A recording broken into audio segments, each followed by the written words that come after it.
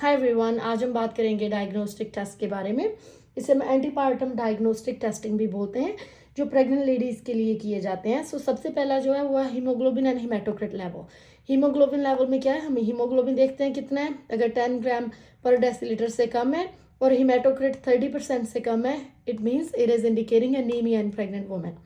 Haematocrit में आप क्या चेक करते हो? हीमेटोक्रिट में आप percentage of red blood cells in the blood check करते हो कि कितने परसेंटेज वो आरबीसीज हैं ब्लड में।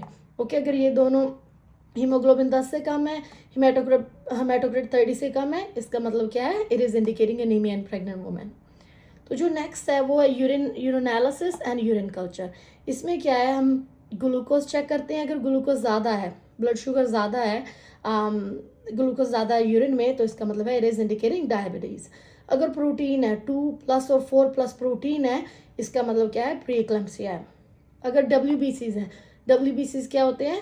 White blood cells. अगर वाइट ब्लड सेल्स यूरिन में प्रेजेंट है, उसका क्या मतलब है? इन्फेक्शन है पेशेंट को। और यूरिन कल्चर भी कर सकते हैं to know what kind of bacteria it is there if the patient has infection. Okay, उसके बाद हम बात करेंगे अल्ट्रासोनोग्राफी के बारे में। What is ultrasonography? क्यों करते हैं हम अल्ट्रासोनोग्राफी? इसमें क्या अल्ट्रासाउंड करते हैं, एब्डोमिनल अल्ट्रासाउंड भी हो सकती है, ट्रांसवैजिनल अल्ट्रासाउंड भी हो सकती है। दो चीज़ों के लिए हम इसे करते हैं, to confirm the gestational age and to evaluate the amniotic fluid. एक और तरीका होता है, जैसे हम फंडल हाइट मेजर करते हैं, उससे हमें पता चलता है गेस्टेशनल एज कितनी है। अगर आपको ये याद रखना है, कंफर्मेशन जो है वो ऑलवेज अल्ट्रासोनोग्राफी से की जाती है। ओके, और इवेल्युएट करते हैं एमनियोटिक फ्लूइड इनफ है, कम है, ज़्यादा है, क्या है, तो वो पता करने के लिए भी अल्ट्रासोनोग्राफी करते हैं। एज ए नर्स आपको ये पता होना चाहिए, जब भी वो एब्डोमिनल अल्ट्रासाउंड करनी है तो पेशेंट को बोलना है encourage to drink more fluids. उनको बोलना है ज़्यादा उन्होंने पानी पीना है। क्यों? इसके साथ क्या होगा, जब अल्ट्रासाउंड करेंगे तो फीटस की इमेज जो है अच्छे से दिखेगी उनको। ओके, तो नेक्स्ट जो है इसमें सिर्फ नॉट ओनली फीटस चेक करते हैं, इसमें मेटरनल ऑर्गन्स देखते हैं अल्ट्रासाउंड में, एंड फीटस को देखते हैं including amniotic fluid. So next जो है परक्यूटेनियस अम्बिलिकल ब्लड सैम्पलिंग। नाम से ही पता चल रहा है अम्बिलिकल ब्लड सैम्पलिंग मतलब क्या है, कि जो अम्बिलिकल वेसल्स हैं उससे डायरेक्ट हम सैंपल ले रहे हैं। वो अम्बिलिकस से जब आप सैंपल होगी, उसका मतलब क्या है कि आप फीटस के ब्लड का सैंपल ले रहे हो, फीटल ब्लड सैंपलिंग कर रहे हो। तो आपको ये दिमाग में रखना है कि जब भी आप सोचो कि पूरी सर्कुलेशन उससे कैसे मिल रही है, अम्बिलिकल वेसल से मिल रही है, अम्बिलिकल कोड से मिल रही है। अगर उधर आप कोई नीडल इंसर्ट करके वहाँ से सैंपल ले रहे हो, तो क्या रिस्क है कि फीटस को सर्कुलेशन मतलब इम्पेयर हो सकती है। बहुत इंपॉर्टेंट है इसीलिए आपको कि आपको FHR चेक करना है, जो है फीटल हार्ट रेट चेक करना है। उससे पहले भी करना है, जब आप ब्लड सैम्पलिंग लेना है उससे पहले भी करना है, जस्ट टू मेक श्योर कि जो फीटस है वो किसी डिस्ट्रेस में नहीं है।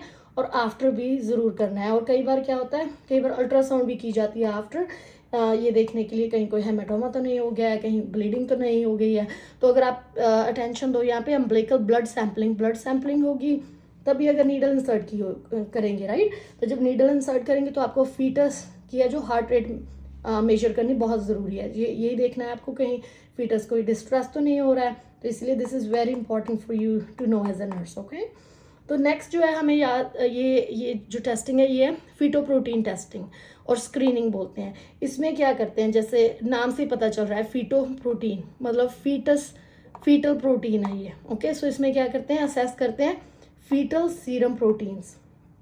थोड़ा फीटल सीरम प्रोटीन प्रेजेंट होना नॉर्मल होता है, वहाँ पे होता ही है। अगर अब नॉर्मल लेवल है, it's too high, what does that mean?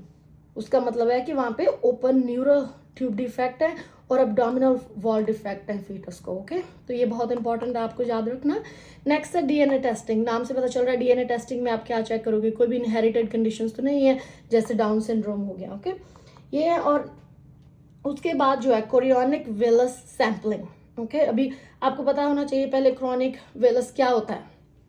तो जैसे प्लेसेंटा होता है, उसका ही एक टिश्यू उसका ही एक पार्ट होता है जो फिंगर लाइक प्रोजेक्शन होती है ये।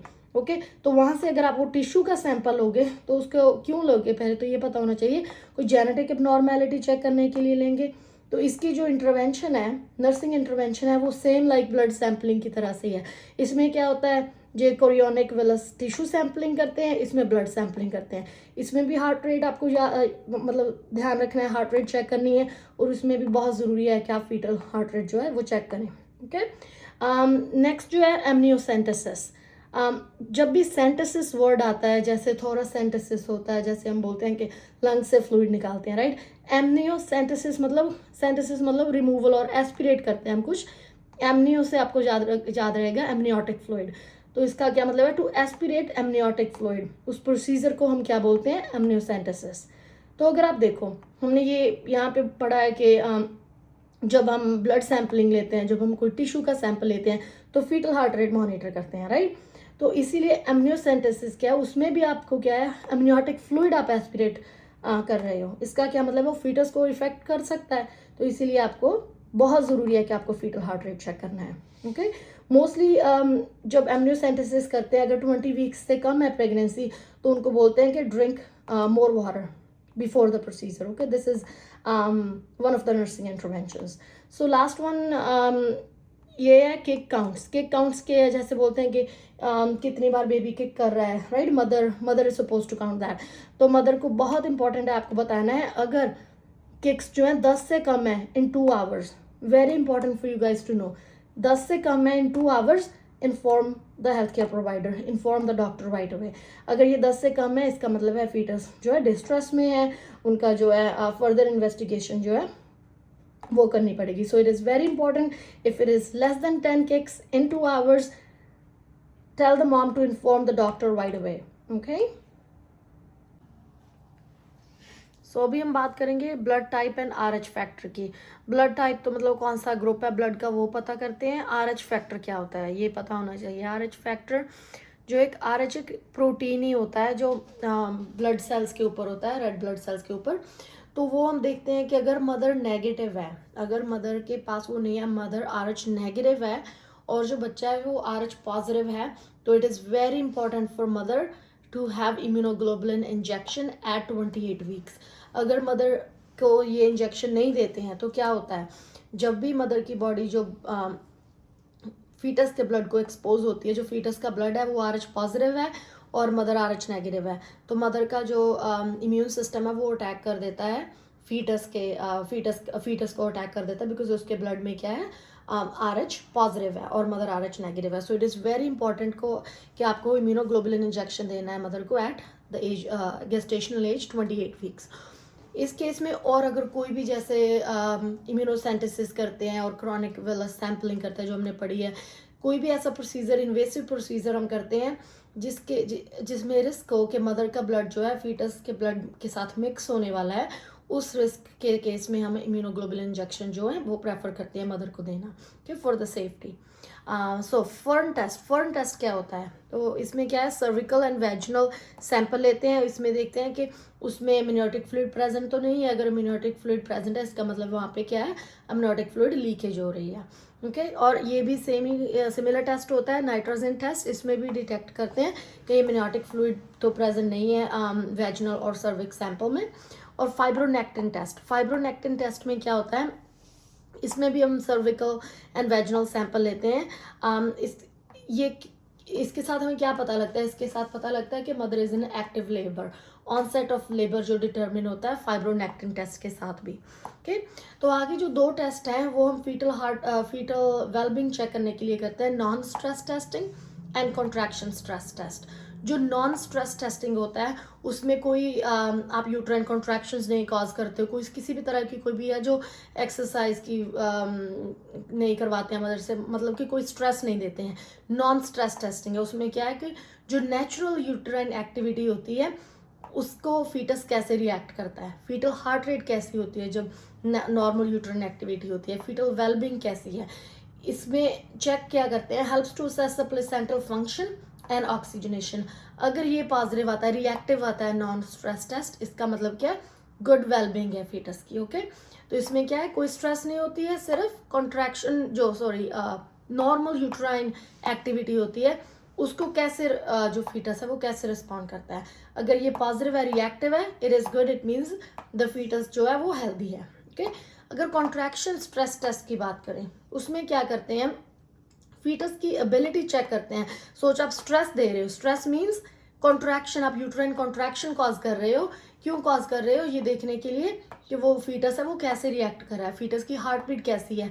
फीटल एबिलिटी चेक करते हैं टू टॉलरेट द लेबर, कि अगर मदर जो है एक्टिव लेबर में जाती है, कॉन्ट्रैक्शंस होती है, तो फीटस कैसे रिएक्ट करता है, फीटस उसको टॉलरेट कर पाएगा और नहीं कर पाएगा, वो चेक करते हैं कॉन्ट्रैक्शन स्ट्रेस टेस्ट के साथ। ओके, तो इन दोनों में ही चेक करते हैं foetal heart rate and foetal wellbeing. Okay, तो अगर ये वाला कॉन्ट्रैक्शन स्ट्रेस टेस्ट पॉजिटिव आता है तो इसका क्या मतलब है कि फीटस जो अगर नॉन स्ट्रेस टेस्ट पॉजिटिव आता है it means it's good.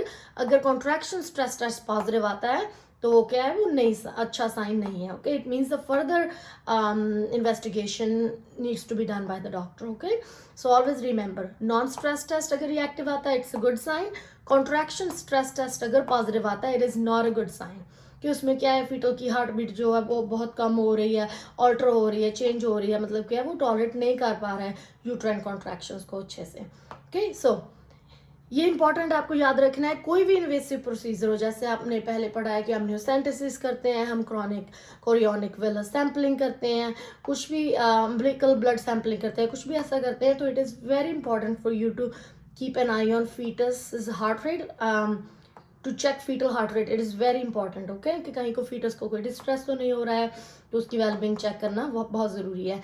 And also important to check maternal vital signs. Okay, and that's all for the diagnostic testing. If you have any questions, please comment. Thank you.